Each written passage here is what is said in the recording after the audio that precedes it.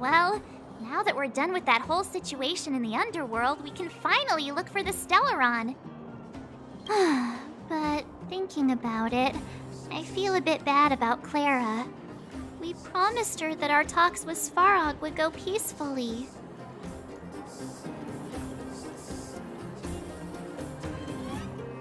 You tried your best. Don't blame yourself. I should have considered such a situation in advance. And it was Svarog who attacked first. We didn't have any other choice. I didn't mean for you guys to start beating yourselves up over it. Look on the bright side. Things turned out alright, didn't they? Now everyone knows that the real problem here is the Stellaron, and they're willing to help us out. All in all, the mission is going super smoothly. But we still have a lot left to figure out. For instance...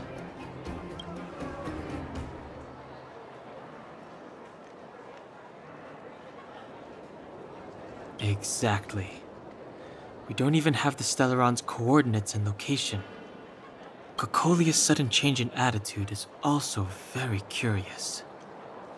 We still haven't put all of the pieces together. Dreams? Oh, I remember you mentioned something about strange dreams before.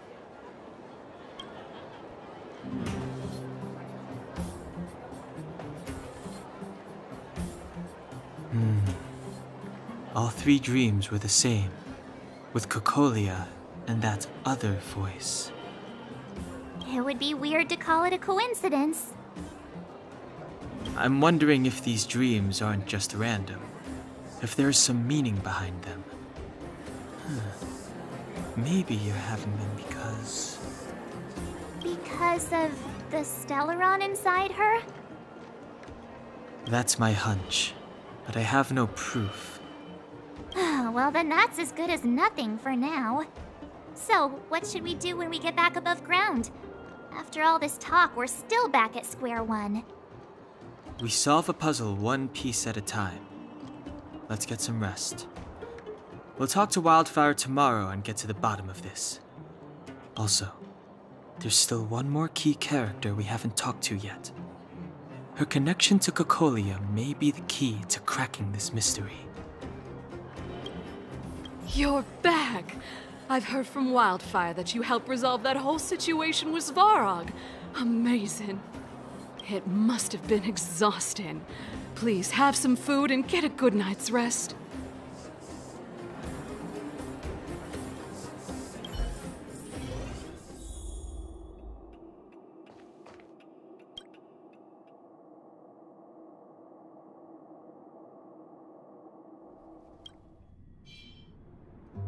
Over there.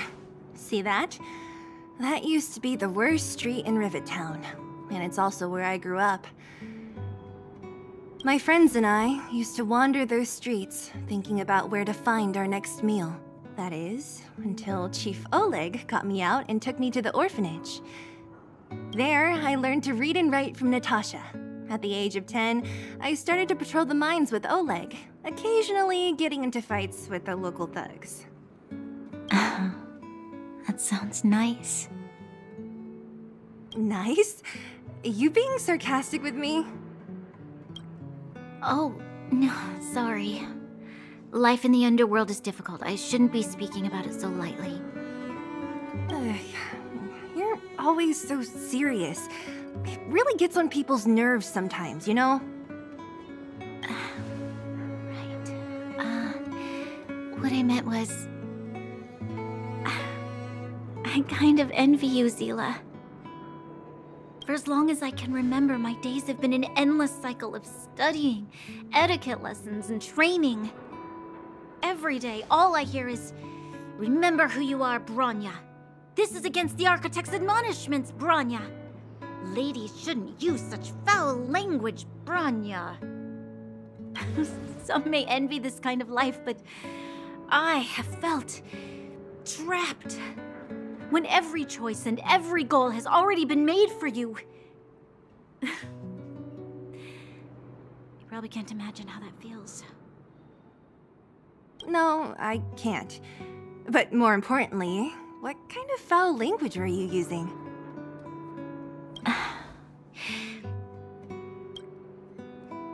In the name of the architects, I shall stick this spear into your nostril. Oh, that's it? Oh, that's nothing. Looks like I'll have to teach you some underworld slang before you go back. No. No, that won't be necessary. It'll be better than poking people's nostrils, at least. I never thought that I'd be here having a heart-to-heart with the future Guardian. As a kid, I didn't meet many people who lived in the overworld. I only heard stories from the grown-ups and figured you were all just a bunch of cold snobs. I've heard from some Silvermane veterans that before the orders were made to seal off the underworld from the overworld, there was no difference between the two places. Everybody ate the same food, chatted about the same topics, celebrated the same festivals. Even though times are different now, things like the joys and sorrows of life, the ties between people, these precious things must certainly still connect us all. If there is a way to bridge the gap between the two worlds, we can definitely go back to the time when you and I were not divided. When we could stand side by side against the Eternal Freeze and the Fragmentum. I'm not like you. I don't have that many grand plans for the future. But if that's the future you want, I'm willing to build this bridge with you. Thank you, Seele. Your trust is very important to me. Speaking of which, what are you going to do next? What Svarog revealed must have made quite an impact, huh? Yes. I thought I was prepared for anything, but... as long as I am the Guardian's successor, those truths will come out sooner or later. But why does my mother hide it from me? And why does she want me to hunt down the outsiders who know about the nature of the Stellaron? It just... it doesn't make sense. I thought it over. There's only one thing I can do. Go ask her directly. You... hold on. You're not really going, are you? Alone? You can't. This plan is... I've already thought it through, Seele. I am Madame Cocolia's daughter. That will never change. Be it my duties as her heir or as a Silvermane guard, I must face my problems head-on. Even if... Bronya. This is for you, Seele. Please help me pass it on to the outsiders. If I am unable to see you again, they'll know what to do. Okay, I understand. You've made up your mind, and there's nothing I can say that will change it. But remember this. If you run into trouble, I will come to save you, no matter what. Then I'll be waiting for you. So, did you come to this spot when you were a child? Of course. I just didn't appreciate how nice it was at the time. Very nice.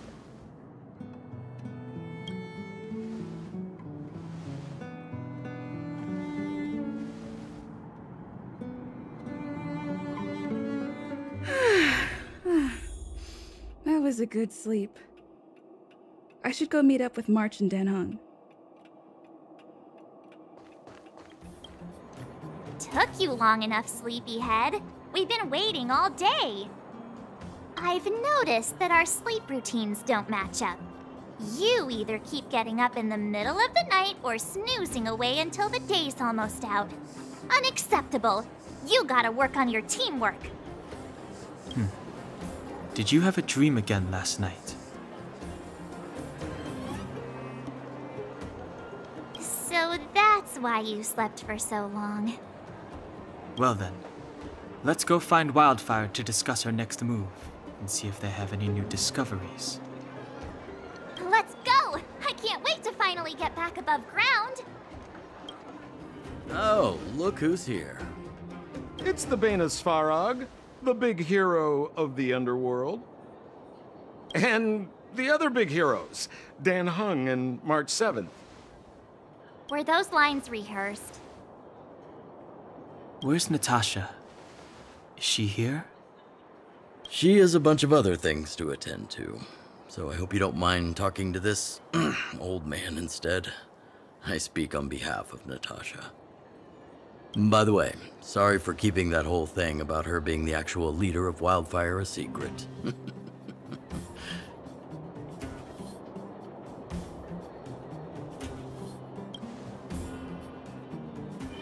I'm glad you don't mind.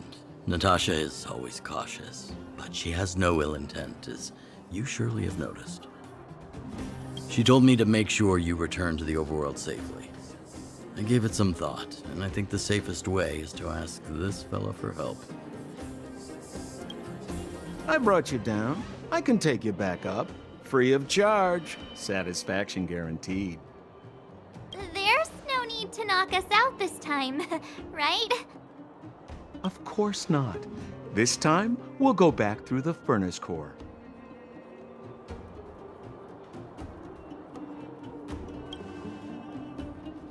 Well, for my sparkling companionship, of course. I jest. The path has been blocked for over 10 years, and very few know how to get through. That's where I come in. Ugh, enough chatter. Just be a good guide. Hold on. What about Bronya? Why isn't she here? She already went back. As you know, she has some things to settle with the Supreme Guardian. What? She just ditched us and went back? How could you let her?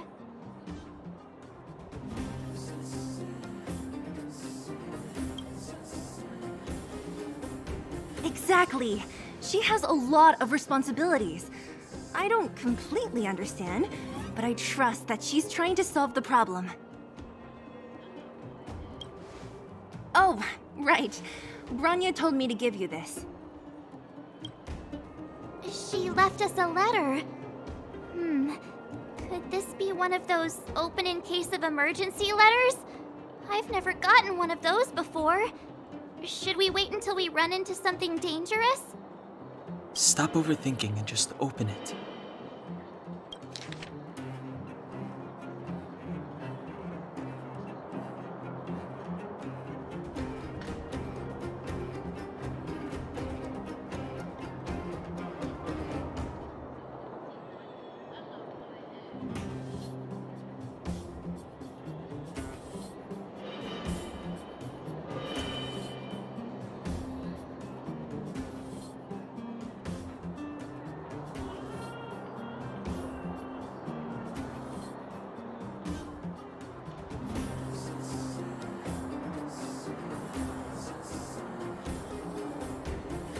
Brother and sister Landau.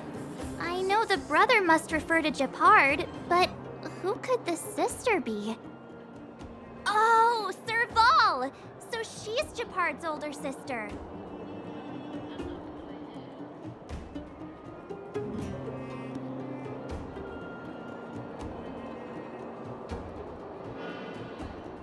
She gave it some good thought. But whatever's going on in that Supreme Guardian's head, even Bronya might have trouble understanding. Sampo, do you know the Landau siblings? Landau. Yeah, we're old friends. I've mostly dealt with the younger brother in the past, but the sister, she's much scarier. Today's supposed to be a day of celebration, so let's not talk about it right now. We can set out at any time. Just come find me when you're ready.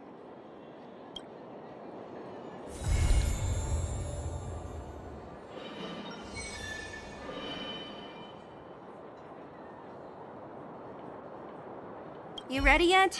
If you want to keep wasting time, I'll just go on ahead by myself. What? Still something you want to talk about? All right, let's make it quick. Not much. We just chatted a bit. It really isn't worth going into. I promised her that I would help her rebuild the connection between the overworld and the underworld. That's all. I didn't really give it much thought. But traveling with you bunch does always lead to unexpected surprises. Hearty combat and exciting adventures. Not bad. I certainly don't hate it.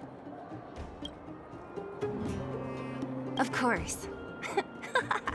You didn't see the look on Joshua's face. He could barely hold back his tears. Chief Oleg.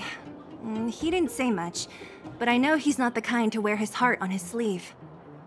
It was my choice to go up, and Natasha supported my decision. Besides, you could use another person who can fight, right? All right, then let's cut the chat and move out. Ah, young lady. I wanted to see you off, but you know how things are here in the underground. Solve one problem and 3 more take its place. Something you wanted to ask? Natasha trusts me. In her eyes, an ex-military officer was more suited to be the leader of the organization than a doctor. But the most important thing a leader needs is a strong heart, an ability to unite everyone toward a common cause. In that respect, no one in the underground comes close to her. I was actually once an officer of the Silvermane Guards. After being discharged due to an injury, I followed my old lady here to the underworld, where I plan to retire. But as things would have it, I ended up busier than ever. Do I miss it? If you're talking about the time with my comrades in arms, of course. But other than that, I don't really prefer it over life in the underworld.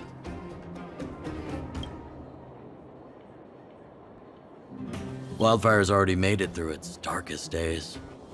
With Natasha's leadership, we have the confidence to lead the Underworlders to a brighter future.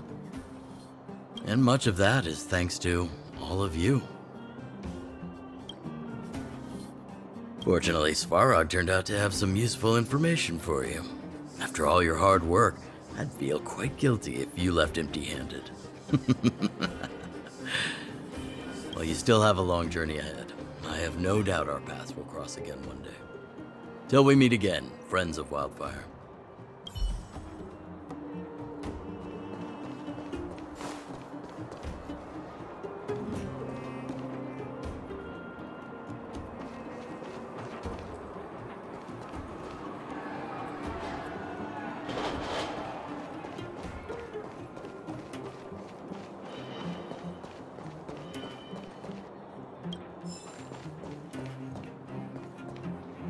Well, my friends, are you ready to head out? Ask away, my friend. I have all the answers you seek. What else is there to say? You know him as well as I do. He's an upstanding guy, as well as young, handsome, and charming in his lack of charm. But to be honest, I'm not very close to him. After all, he's an officer, and I'm the opposite.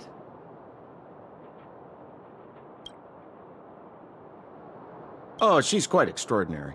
The renowned rebellious Landau girl. She once had a bright future, but after getting on her leader's bad side, she lost her job. She ended up opening a workshop and playing underground music. I heard that her old man was furious and that only a few younger siblings are still in contact with her.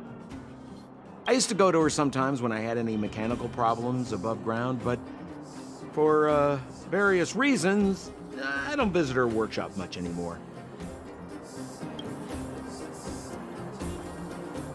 It's a passage connecting the underworld and the overworld, a big stone spiral stairway. You know, I don't understand the architect's obsession with making these steps when there is such advanced technology available. Wouldn't an elevator have been better? It's easier for you youngsters. For this old guy, the steps of the furnace core are a nightmare on the knees. You haven't heard enough about me, huh? All right. My name is Sampo Kaski. I'm a businessman who stands up for justice in his free time. And no, I don't have it in for you. Well, my friends, are you ready to head out? Wonderful. Remember to bring enough food and drink to refuel on the way. We have a lot of steps to climb.